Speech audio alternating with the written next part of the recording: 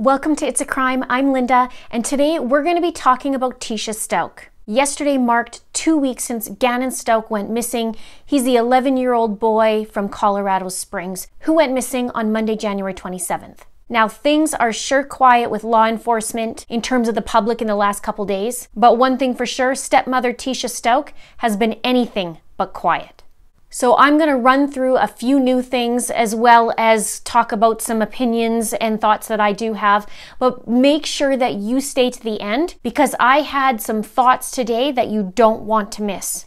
So stay tuned for that. Now let's get into it. So yesterday, which by the way was a full moon, brought all kinds of behavior out of Tecia. Now she posted a video, she made some Facebook posts, she deleted her Facebook, all kinds of things. And now there is a Tecia Stauch support group, if you can believe it. Now, earlier today, I noticed that it had almost 1,800 members. I'm sure that number has skyrocketed. And also there was over 65 posts, but that was earlier today. Now, I didn't join, I only saw it and made note of how many people were in there. So in my previous video that I uploaded yesterday, I talked about a video that Tecia posted with Gannon in it. And it was the night before he went missing. She decided to show it to the public because in her mind, she was trying to prove a point and make herself look good, only it did the exact opposite. It totally backfired. It was Gannon in it and he was crying and whimpering and he sounded like he was in pain. And she kept asking him, did you do this on purpose? This is the last time I'm going to ask you, and we're going to have to sell our couch so that we don't get kicked out of the house. All kinds of things that people have mentioned and made note on. My viewers also made comments about his whimpering and the crying, and a lot were actually from nurses and medics, and they were saying that he sounds like he's in a lot of pain. They made quite a few comments actually on it. Now, something that was super creepy on the TV, which is a random thought, okay, but I was listening to the TV on while this clip was playing. And do you remember in the Chris Watts video, there was a commercial playing while he was acting all weird? Well, this kind of seemed not the same thing, but it was kind of the same message, almost like they were saying, I just got a creepy feeling from this video. It sounded like something about TMZ, and then it said, devastating, I can't lie. And I thought, well, that's weird. So back to that video, you can see Gannon in a tiny little glimpse on that camera. And she calls it her accidental recording because she accidentally recorded Lena in her bed asking why, and then flips on the light and then walks up. But as soon as she gets to Gannon and starts talking to him, you can't even see him except for a tiny, tiny little bit of him, what looks like he's on the ground. And she says, I'm not going to ask again, but I'm freaked out. Now, here's the questions I have about this. Tecia sends a text about Gannon turning on a candle at around 10:54 p.m. that Sunday night. And I wonder what time this video was recorded at, because Lena was already in bed, but I do wonder the time because technically it was a school night for a Sunday night. So I wonder what typically their bedtime was, and because it's a school night, what time that was supposed to be. Because it's probably pretty late, and I'm only guessing here if this all went down fairly late and she went straight to type out this text at 10:54 p.m. or did she stew on it? My guess is she doesn't have a whole lot of patience to wait to send something like that. So maybe it's close to 11 mark, which would be really late. And it could not be, right? It could be a lot earlier. Did Tecia already know that Gannon wasn't going to go to school the next day if it was that late? And she did say he had a stomach ache that Monday morning, the day Gannon disappeared. So naturally, did she do something to Gannon and that's why he had a stomach ache? And if that's the case, I'm sure she certainly didn't want to take him to the doctor the next morning because you know what kind of conversation that would be. At the same time, she wouldn't be able to send him to school either, right? If that's what the case was. Now, some family members are chattering about verbal abuse towards Gannon from the stepmom. And there's also chatter about abuse that the kids are saying at school that Gannon had mentioned. So we're not sure at this point, it is just chatter. The other question I have is, where was Harley on that Sunday night? Was she home? Was she out? What time was that at? Because she did say after work, she saw Gannon at home. So was she still home when this all went down and he burned the carpet or whatever it was? And that text, and I did talk about it last night in a different video, like I mentioned, that was the video I had of the clip of this whole fiasco going down. She says on the text, he is fine, he is scared, and saying sorry and freaking out. Well, I wonder why he's freaking out. It was awful. Now, in one of her Facebook posts that I did read out loud last night in my other video right here, it was talking about punishment, and I'm going to bring that up. It said, I had every intention of covering up the fire that he started and protecting his feelings from what punished he thought he was going to get. That's what she said, not punishment. That kind of goes with that Peter Hyatt guy who was talking about things. You start to see a pattern with her. She didn't say punishment, she said punished. Has she already punished him? Was that the stomach ache, right? All these things start coming up. Then she says, that was our plan the next day, was to rectify the situation so that his little heart could stop crying. I have the video because somehow my phone was recording and you can hear how sore he was. Somehow magically she had to go on her phone, get in if it was locked, go to the camera, hit the record button, carry it around and make sure it's hidden when she's facing Gannon. Okay. That was by accident. So her plan the next day was to rectify the situation. What is it that you were rectifying? How were you rectifying it? So that his little heart could stop crying. Her view was to share this video because she believed that was going to give her more protection or more, she was defending herself, and that was going to give her more kudos for how she's been handling all these things that's been going on. I'm not sure what this means, but she said, I have the pictures after we returned house, so please don't believe what these people are speculating. What pictures, right?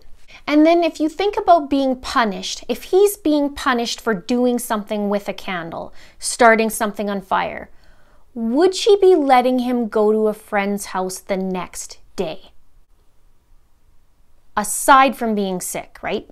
Yep, he's sick. He has a stomach ache. Maybe he felt better a little bit later. But if he's being punished for what he was doing, would he be going to a friend's house? Maybe, maybe not. But there's one small problem. Gannon is seen leaving with Tecia at 10:15 in the morning on Monday morning and does not come home with her. Now, in one of her plentiful posts, she said that the neighbor got paid to release that surveillance video. And she also states there is another one that has Gannon getting out the other door. And this is her words. She says, they have footage of the other side of the vehicle. Believe what you want because of a neighbor who was paid to release one half. And then in another post, she accuses Landon saying, wake up, she isn't a mother, open your eyes, she has something to do with it. So she's basically blaming Landon now for everything that's happening with Gannon. And I want to bring this up. This woman does not have any sort of responsibility for her own actions. She doesn't take responsibility for her own actions. Here's why I think that. Tuesday morning, she talks to someone via text about how she didn't have any neighbors' phone numbers. That was Albert who dealt with that. Albert lets the kids roam around. Albert. Then in the interview, she deserves apology. She didn't do anything wrong. It's the internet sleuths. It's the web sleuths that are to blame for everything that's going on and why she has to come on camera, right? Then she accuses Landon of the disappearance. But there's one major thing she's missing. He was in her care when he disappeared. So that is a major responsibility. But we don't hear anything about that. It's Landon's fault. Albert did that. Albert knows where everybody should be. I didn't do anything wrong. Cops weren't treating me fairly. There's absolutely zero responsibility for her actions. Let's continue. Now she made an update. That would have been, I believe that was the Monday. She says, update, cops came, 6 of them, she says, searched the house because they said sometimes kids are good at hiding. Got all the information and I'm sorting through all your right now. Like, she doesn't make sense when she types. My chest hurts so bad. I haven't eaten since 9 a.m. I feel like I'm having a panic attack. Thank you for all you guys are doing and keep us in your prayers. Note, there's not one mention about Gannon in that whole entire thing. Now, I cannot wait until they release the police body cams on this one. I wonder if she wore sunglasses in the house at 10 p.m. as well. One thing too about the interview, she was talking about Gannon both present tense and past tense. But when she was talking to the reporter, and I do have another video I'll put right here that I have all this about her words and her hand movements too. When she was talking to him, the reporter was kind of looking at her, and when she was talking present tense, he's kind of like smiling. Yeah, he plays video games and he's kind of smiling. And then his demeanor totally changes and she starts talking about him in the past tense. But one thing I noticed, that's when she was like, yeah, he was really great. He obeyed me because, right, he does what I want him to. He goes in, if I say, Gannon, go feed the dogs or whatever, she's loving that because he's obeying, right? It's when he's not obeying that's not good, but that's just another little info snack. So as we look at this whole thing, all these little baby pieces of puzzles are starting to make one big puzzle, right? She's starting to open her mouth. She's been told not to, and to be honest, if she lawyered up, I'm sure the lawyer is like, what are you doing? Because she's thinking that she's proving her point and this is actually a good thing, but she's totally incriminating herself. So keep going, girl. You're doing a great job. So let's look at every other piece, right? She applies for a job we know about a month ago. She applies for a flight attendant, and we're not sure if there's more or not, but she is applying for a flight attendant's job, both in Denver and Miami. And also, she has an active profile on Sugar Daddy website. Didn't think you would be doing that if you were married, but we know her history. She's actually cheated with Al while Al was married to Landon. And apparently, according to Landon's sister-in-law, both Landon and Tecia were very good friends. Now, I was told her daughter has a modeling contract or got a modeling contract in Miami. I haven't seen that to confirm it, but I have been told that. So if we think about her applying and her daughter's going, it's unclear if she was gonna go with Al and move if she got this job, right? Because again, she was going to Denver or Miami, or the possibility. Now, there is a couple of things that I've been noticing. According to the Lorson Ranch area, houses are starting to pop up like crazy going for sale. So usually, I know in Canada, the spring fever kind of starts in end of February, March, kind of we call it the spring fever. But things are popping up like crazy, so I'm wondering if people are like, I'm out of here. But that's just an observation. Now, here's where my epiphany happened today. When I start researching and gathering stuff, I start seeing patterns, right? Most of you probably do too. The patterns I'm starting to see are starting to add up more quickly now that we have a little bit more to go on. Thank you, Tecia. So I started thinking, okay, here's a woman who does not own up to anything, it seems, right? From her statements, from her getting mad at people, from just, she really doesn't take responsibility for actions.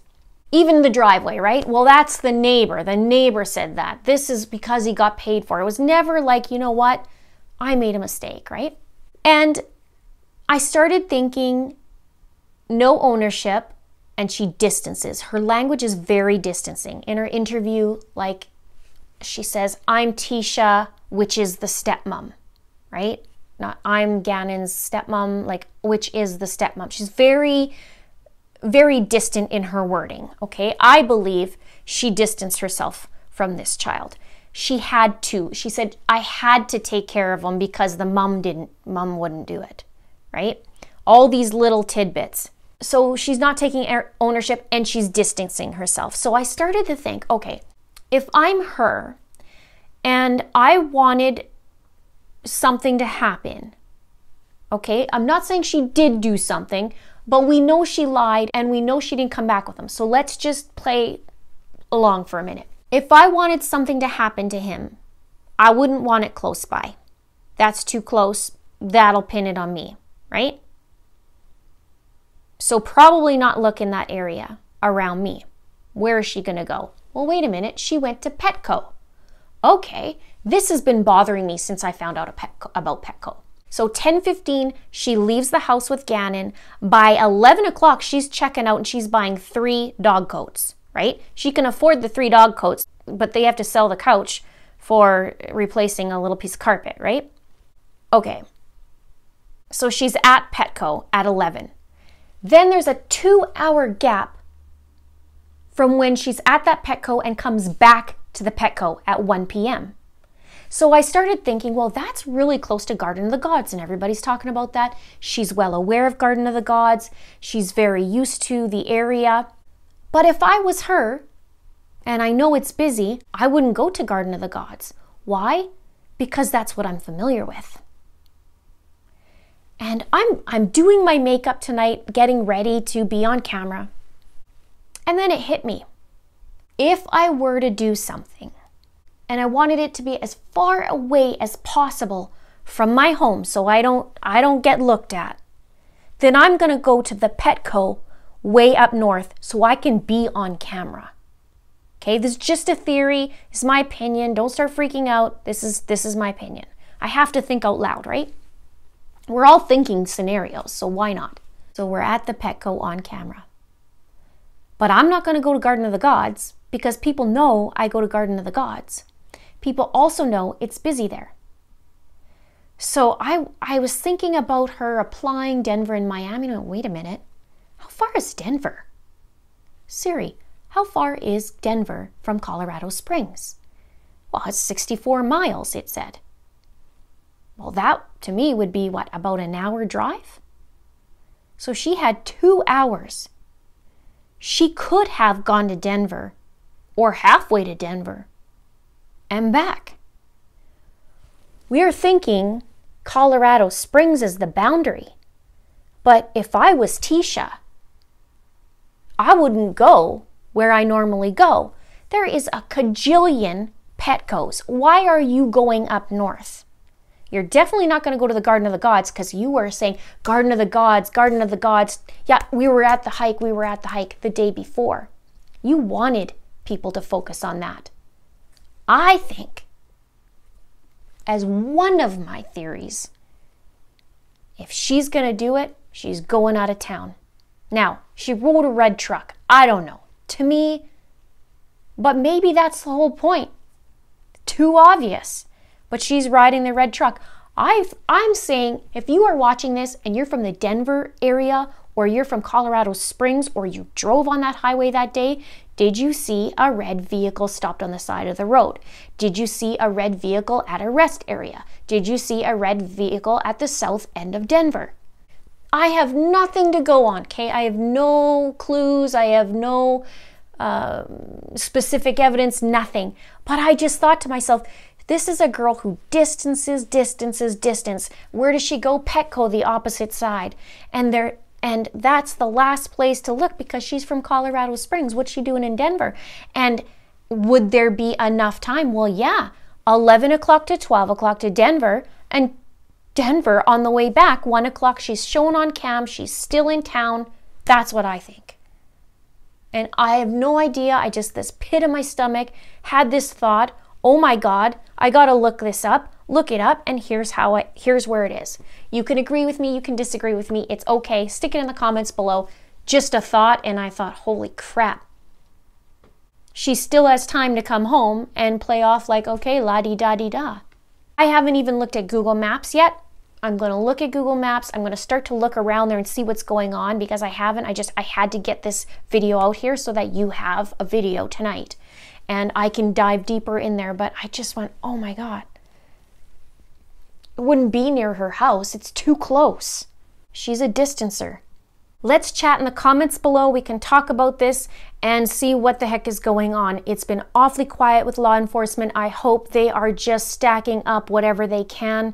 And I really, truly hope we can find Gannon. And I hope he's home safe. Just really, really hope that it's not anything worse. But it's hard, right? It's hard. Please share this video, give a like, and subscribe if you haven't done so already. Thank you so much for watching. See you soon.